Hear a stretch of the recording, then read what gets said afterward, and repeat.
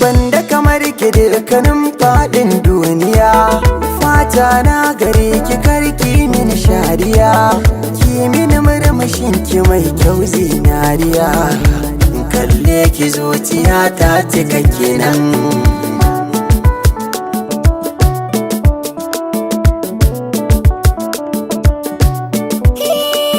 Ra'ayina akan ka baya sauyawa, zan iya taka ganuwa in yi fartawa, ko da za a ce da ni na yi zaucewa, ba komai akan ka zan iya jurewa.